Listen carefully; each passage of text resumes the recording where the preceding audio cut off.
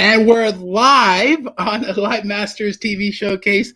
Welcome. I am your host, Mike Chavez, and I'm really excited to bring you an incredible guest today on the Live Master TV showcase, Lee Smith. She is an upcycle empowerment coach in the wonderful state of Nevada, Reno specifically. And she recently completed a 7-day live video interview challenge where we interview entrepreneurs and amazing impact servant leaders. And Lee is going to bring you an amazing message today of how she's actually doing that on a daily basis. I couldn't be more thrilled to introduce you to her. So Lee, go ahead and say hello. I'm going to make sure all the people can come in and see us, and we'll make sure that we're live. How you doing today? Hi, I am doing so fantastic. It's Fabulous Friday. It's the end of an amazing week, the first week of 2021, and I feel like I'm winning already. Excited to be here. So thanks for having me, Mike.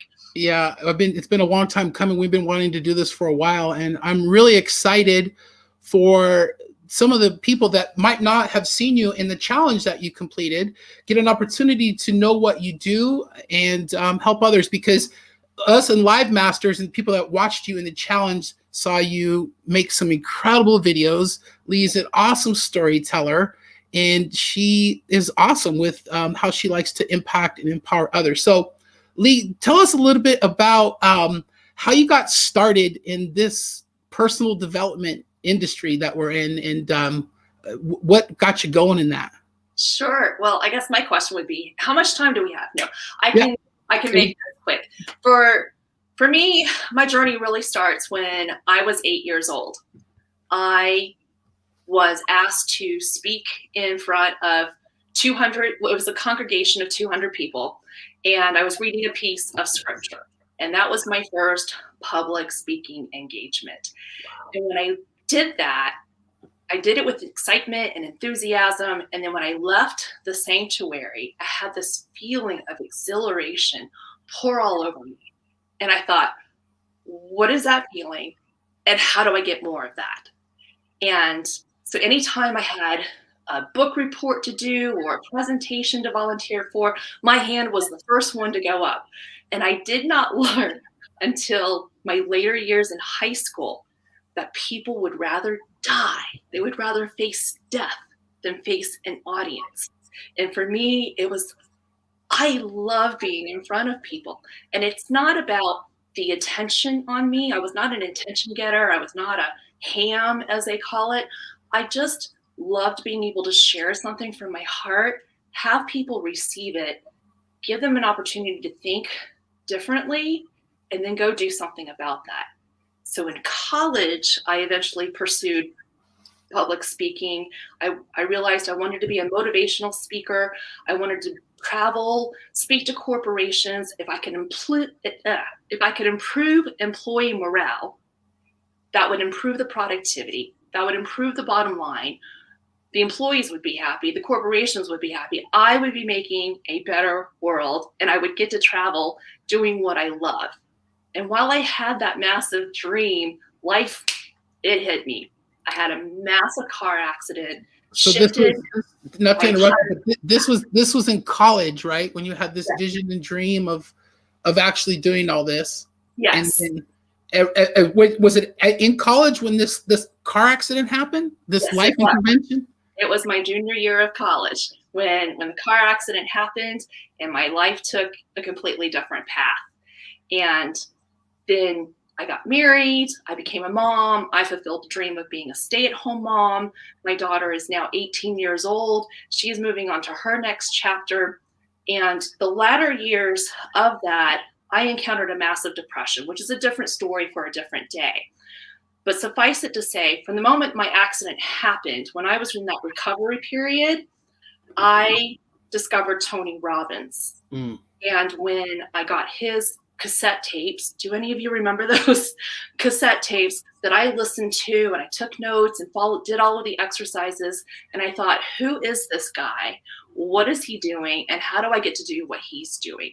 So that was a seed that was planted in my heart, in my mind, continued on with life, and that began my personal development journey. So I studied Norman Vincent Peale, Dale Carnegie, Zig Ziglar, Jim Rohn, all these greats. And of course, Tony Robbins as he came into his involvement too. And so for 25 years, studied all these books and masters, but my focus in life became being the best stay-at-home mom I could be for my daughter. And like I said, she's now 18. She's moving on to her next chapter. And as I was coming out of a massive depression, I thought, what makes me happy? And in my quest of finding what truly makes me happy, I heard my 8-year-old voice saying, hey, remember me? Remember how I wanted that feeling of exhilaration again? It's your time. Take me, take these 25 plus years of personal development, take these years of life lessons that you have, integrate it with your creativity, your imagination, and let's go take it out into the world. And that's what I've been doing for about 3 years now. And I love it. That's an incredible story. I got the chills just thinking about it, because I mean, actually you put me back to thinking about when I was a kid. What I wanted to be is a Los Angeles Dodger, right? Oh. That was my thing. And God rest his soul, Tommy Lasorda passed away today. So he was a really cool man. I mean, when I was a kid growing up, he was like the man up for the Dodgers. But yeah, I mean, I can totally relate to that that inspiration from being a child. You know, that is so cool. Now you're really following that passion, and you know, before this unique situation that we're in with the world, how much public speaking did you do? You did quite a bit of speaking, didn't you? I did 2018 when I was really formulating this new chapter for myself. I stood up at a conference and grabbed the microphone, and at the time had no idea what I would talk about, but I declared I am going to speak at 20 different engagements this year. And I didn't know what kind of speaker I wanted to be, what topic, my ideal audience, none of that. I just said, some way, somehow, I'm going to go speak at 20 different opportunities. Sure enough, December 2018, I had spoken at my 20th opportunity. And I spoke about networking because I love creating conversations. Out of that, building rapport, creating connections. When you have enough connections, creating win-win collaborations with those connections. So I taught on how to do that instead of just being a card trading game at networking events. And then 2019, I thought, that took some time. That took a lot of effort. Can I do that faster? Can I speak on something else that can make some real impact for people? And I love the morning routine. Not that I'm a morning person, but I know that the principle and the implementation, when done properly, of the morning routine sets the tone, sets the pace for your day. And I thought, well, can I teach that to others? So that's what I went out and did. And from January to May 2019, I did my 20 events. And then I continued on the rest of the year. And then the beginning of 2020, I had already filled my calendar with a number of events, and I got my foot in the door, if you will, with the real estate industry. And I was speaking to brokers and their teams because I wanted to work with team leaders and their teams to raise the level of those. And that was right before COVID hit. So I had done my first workshop, and the feedback was amazing. The broker leader said to me, Lee, my team just raved about you. They loved the information you shared, the tools that you gave, and they said that you were the best speaker we've ever had. I went, wow, this is awesome. And I was so ready to head out to the next event. And then COVID hit and shut us down. And then I went shift into the virtual world and going more on screen. Yeah. So that was gonna lead me right into the next question that I had for you. With so much networking experience and personal development in your background, how has the transition been for you? I mean, because you were already online before this unique world situation happened. Right. So, but I will say though, since the pandemic, I've seen you a lot more consistently online, especially getting involved in challenges and everything. So how much of those skills are you using now online? I'm continuing to develop it because even though you could put me in front of an audience at any given moment, tell me what the audience needs, and then how much time I have, I could riff on whatever relevant subject needed to happen. But getting in front of a camera was a completely different story. So I had to learn how to use the camera, how to use the lives. And August 2019, that's my birthday month. So I challenged myself. Nobody gave me that challenge, but I challenged myself. I'm going to use these 31 days of August to go live every single day. This is a tool that I need. If I'm going to be a speaker, I need to learn how to do it this way, because this is so much of what the world is turning to. And I just gave myself a topic and went on 10 o'clock Pacific time every single day. There were even 2 days in the month I was in a workshop, and I said, can I step out for just a few minutes at 10 a.m. because I'm committed to this process. Did that for 31 days, and then got comfortable enough, if you will. I can't say I'm completely comfortable with it still. It's an ongoing challenge, but comfortable enough with it that I thought, hey, I can do this. So now I want to go out and use this. Where my network has helped me out is they've seen me, they see the results I'm able to give. And so I've been recommended, referred, hey, can I send you to this organization to speak with them? Would you be willing to participate in this summit? Would you come on to this virtual event? Would you help co-lead this and that? And then I have you, Mike. Would you come on an interview with me? So that's where the network has come into play, and I absolutely love it. Well, I mean, it was good timing too. You were right in the swing of doing videos already, and then I invited you to the challenge in Live Masters. And the questions. So let me ask you, what did you think about the questions and the topics that were in the challenge that you took inside Live Masters? I thought they were thought-provoking. I love the questions. And while I don't catch every single one of your questions of the day, I love your brilliance in that you're not just asking, so come on today and tell us about what's the weather like in your area. Who cares, right? And what difference does it make if I talk about the weather? But when you get me to look inside of myself, like what brought me here? What motivates me to do what I do today?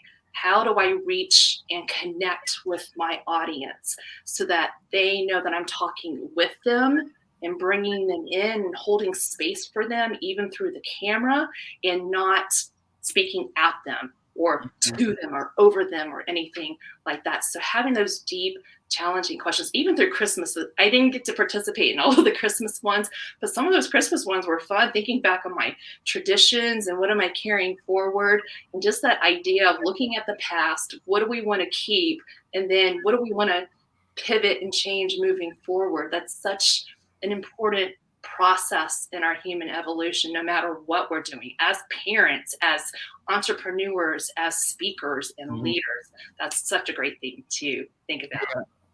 Well, those questions are really my imagination. And those are things that I'm thinking about. And I learn how to ask the question, and sometimes I answer my own question in the question when I ask the question, right? Right. And it's really fun, and it's raw, it's real, it's really a lot of what's going on in my life in the moment, especially during the holidays. It was kind of fun. It made me think back to like Santa Claus and all this stuff, that it was interesting. There were some great videos from some of those topics. There's actually one of the viewers, Mario, in New York here, has a question. He's been watching and he thinks you're very insightful with your answers. And he says, what is your why? That's a great question. I just thought I'd throw that out there. I know you're so good. You can answer those kind of questions on the fly. Thank you, Mario. Yeah. What is my why? I think because the seed was planted in my heart. It was planted in my heart when I was 8 years old, when I first felt that exhilaration. It was replanted again when I was 13 years old and I was overcoming a suicide attempt. I had a moment where God spoke to me and he said, what are you doing? Don't you know that I love you? Don't you know that I have great plans for you? And when I finally got to my breakthrough moment of, okay, I'm going to go on living. And then I really wanted, couldn't you give me like a piece of paper telling me what this great plan is? And I'm still figuring that out. When I became a mom and raising my daughter, who is such an amazing person, when I looked at her, I thought, well, maybe she's my great plan. And then when that little 8-year-old voice spoke to me again in the midst of my depression and said, hey, remember me? It's your time. This was a dream that I gave you at 8 years old, planted the seed at 13, made it start to come true when you were in college. And now we're entering this new chapter. You have a story to tell, Lee. The people in this world need to hear your story. So citizens of the world, they are my why. Those people who resonate with my message and then want to journey with me as a coach and helping them feel more alive again and break through their limiting beliefs and tap into their own imagination and pulling away from the distractions of the world and fully live. That's why I do what I do. I need to get out there because I've been given a gift. That's my contribution. I think every single one of us, we have a contribution to make, and we need to discover, we have to go within ourselves to discover that and then make that contribution. And so many of us, I have seen, we might find that contribution, that purpose, that passion, but then we become afraid of being seen as small. And that's been part of my journey too. And I realized I can't. And I have this mortality motivation, if you will. I've been through the suicide. I've been through a car accident. I've been through a couple of other close calls where I realized we don't know how much time we have here while we're on the planet. So I need to go out and do my best with the time that I have. I've never heard mortality motivation. I've never heard it put like that. Well, if anybody's ever had a near-death experience in their life, regardless of a suicide or whatever, right? Whatever. Then I understand that, because there was, when I got in a motorcycle accident like 12, 15 years ago. Yeah. I mean, I didn't almost die, but I could have. Most people would have died in that situation. So it makes you think twice, definitely, for sure. That's a great answer. You're such an amazing speaker. I could listen to you talk all day. It was funny. You asked how much time do we have? As much time as you want to stay here and talk, because I know that the people that are watching this live right now are totally enjoying it, and the people that are going to watch on the replay are enjoying it as well. I would love for you to talk a little bit more about your coaching program and some of the core principles that you teach your clients and how it's benefited them when you work with them. Absolutely. I have learned, and many of us may have realized, there's a filter. It's our perspective that we view life, right?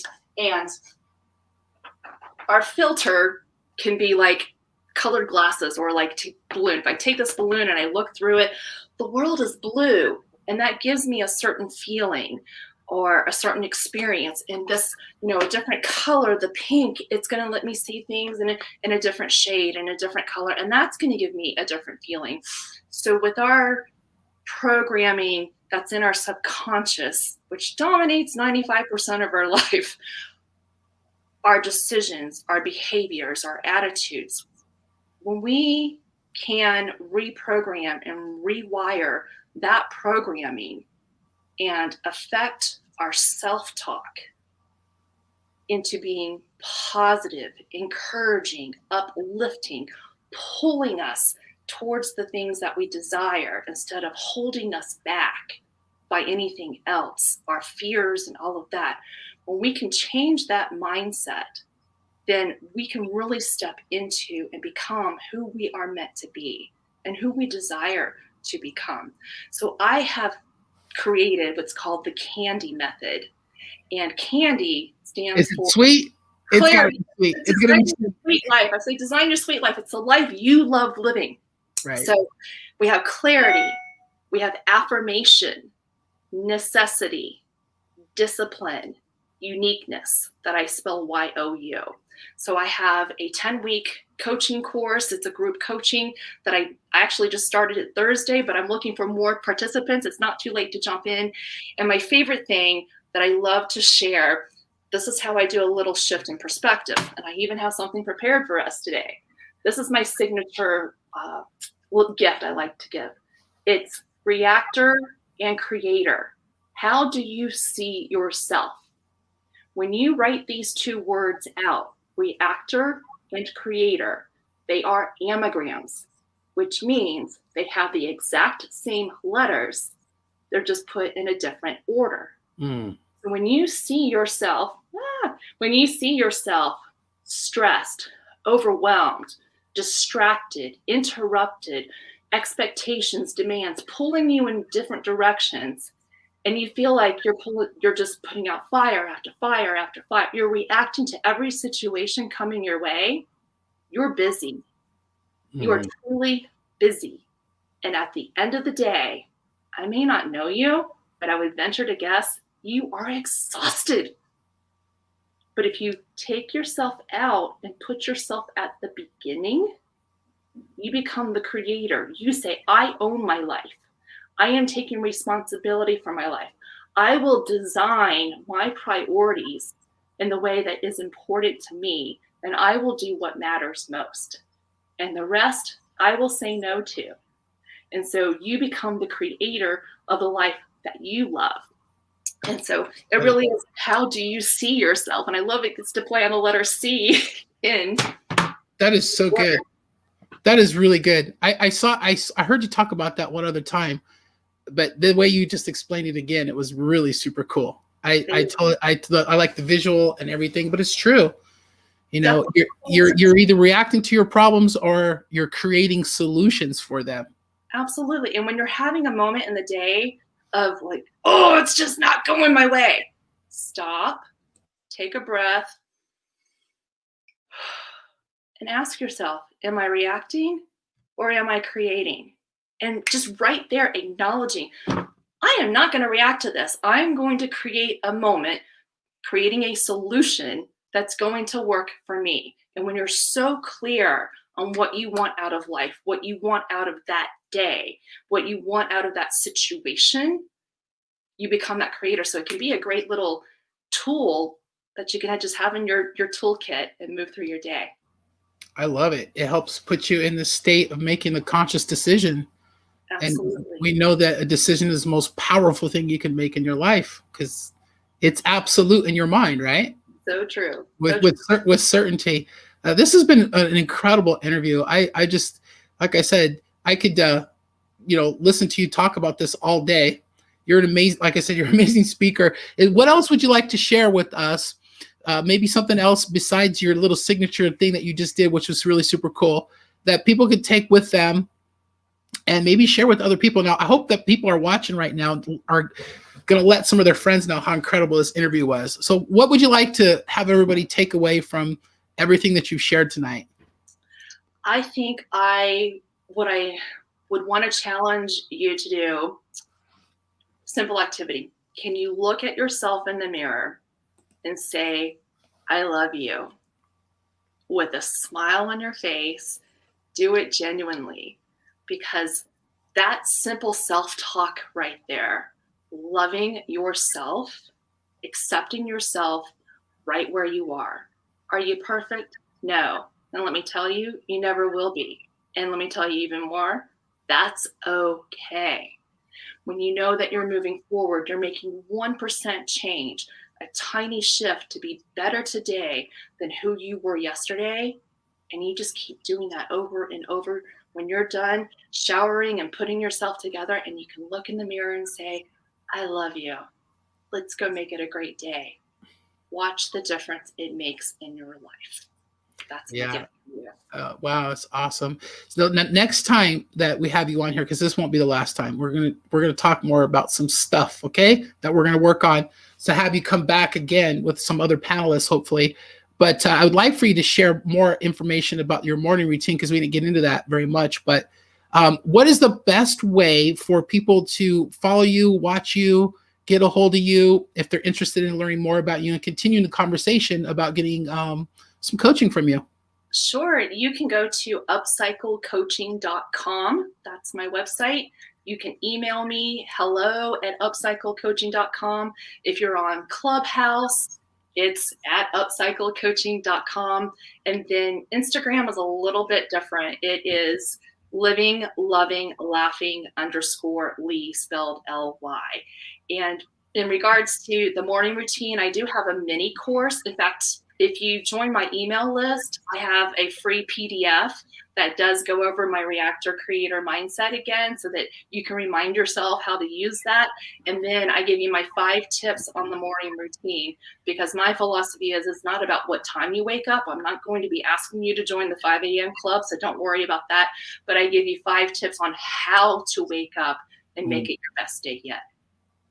Yeah, because I'm not a morning person. I never really have been a morning person. Me neither. A lot of people say, well, I like to get up early in the morning because it's quiet and I can think. Well, if you're a night owl, you'll like to stay up because it's quiet and you can think.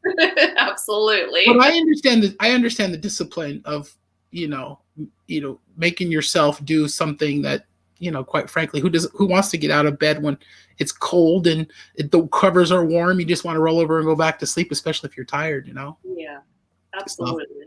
Awesome. You were an incredible guest. Thank you so much for coming on. It's been an honor to have you. And everybody that watched here, thank you for joining us. And thank you for coming in here. If you decided to share this with your friends, please let us know so we can show you some love. And again, we'll definitely have Lee on again and get some more insightful information from her like this. It was a pleasure having you. Thanks, Mike. Great to be here. Okay.